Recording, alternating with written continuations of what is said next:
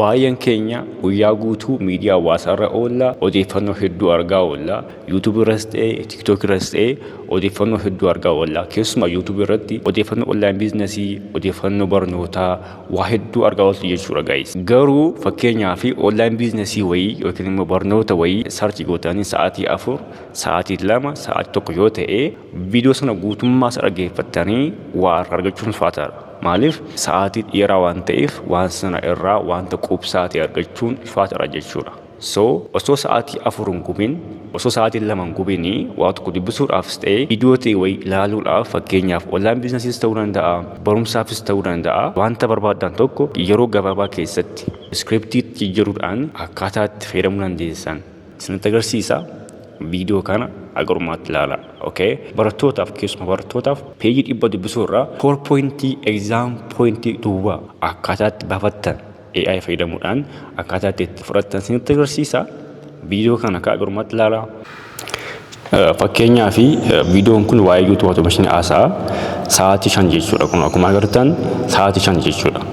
Video kana guutummaa isaa ilaaluu irraa waan godhu jechuudha. Linkii isaan koppii godha guys. Odeeffannoo ga'aa ta'e odeeffannoo core pointii as gubbaadhaa fudhachuu barbaada waan ta'eef maal gootu jechuudha. Dhuftanii YouTube video to text converter jettanii search gootu jechuudha. Kunoo yookiin immoo ChatGPT jedhaati search godha. Kunoo ishii kana jechuudha. Kunoo akkuma agartan kanaan booda sign up gootu jechuudha. Anuma sign up godheen jira. Linkii sana jechuudha. Linkii video sana iddoo kanatti paste gootu jechuudha. Kanaan booddee generate gootu jechuudha. Okay, egaa videoon kun tokkoffaayyuu afaan Indiidha guys. Afaan Oromoodhaan yookiin immoo afaan Ingiliffaatiin afaan barbaadanitti hiikattanii core pointii duwwaa. Okay, core pointii duwwaa akkaataa itti fudhattan isinitti hima jechuudha. Yoo barbaadan immoo iddoo kana jechuudha. Kun iddoo kanatti immoo kun Ingiliffaan jira jechuudha. Okay, garuu original videoon isaa afaan Indiitti jechuudha. Kun copy gootu jechuudha. YouTube kana copy gootu jechuudha. Gara Gemini AI deemtu jechuudha. Kunooti. Kunammoo kunoo Gemini AI jechuudha guys. So as gubbaattan paste godha guys. Okay, video sana I mean YouTube sana jechuudha. As gubbaattan paste godha jechuudha. Kanaan booddee jechuudha important point kan nu baasuuf as keessaa jechuudha. As keessaa akka inni important point nu baasuuf. Okay. Kunamma afaan Indiitiin jira jechuudha kun. Akka inni gara afaan Oromootti nuuf hiikuuf. Afaan Oromootti naaf hiikii jedheetan xaafa jechuudha. So akkuma agartan dubbii ijoo viidiyoo kana keessatti ibsaman gabaabinaan afaan Oromootiin akka armaan gaditti sassaabira jedha.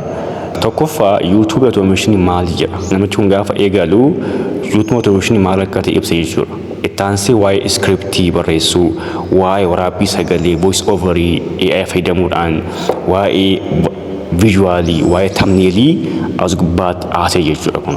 Kunuma core pointii viidiyoo ammaati guys.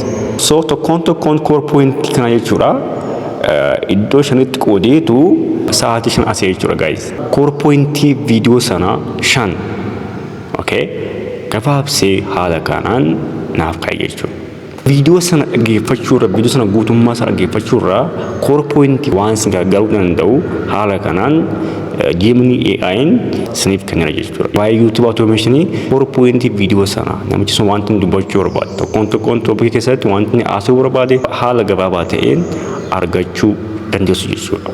Like broadcastii waa'ee business haasa'an, waa'ee fayyaa haasa'an, waa'ee bu'aa qabu haasa'anii baay'een isaanii dheeraadha miti. Isa keessaa important point namichi sun haasa'uu barbaade link video sana copy gootanii gara Gemini AI geessuudhaan video kana keessaa important point naaf baasi. Wanta inni namoota recommend godhe important point naaf baasi yoo jettaniin Gemini AI'n akka salphaa ta'etti isiniif baasa jechuudha.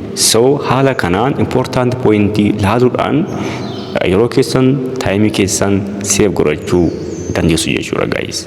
Akkasumallee barataan baay'een kitaaba dubbisuun nuufame fakkeenyaaf kitaaba peejii 100 peejii 50 dubbisuun ulfaataadha. So maal gootu jechuudha faayila kitaaba sanaa Gemini AI gubbaatti galchuudhaan summarize this PDF and tell me the important exam point. Yoo jetteen Gemini AI'n akka salphaa ta'etti seetti himuu danda'a jechuudha guys. Tokkoffaa exam pointii adda baasee isinitti himan jechuudhaan. chaaptarii sana keessaa qabiyyee maalii gubbaatti akka xiyyeeffachuu qabdan. Keessumaa barattoonni tiraansii qoramtan, barattoonni askuulii jirtan, faanaalii qoramtanii gara amma sana guutummaa isa dubbisuurra. Of course dubbisuun gaariidha. Garuu selektiif ta'uun garuu bu'aa qaba jechuudha.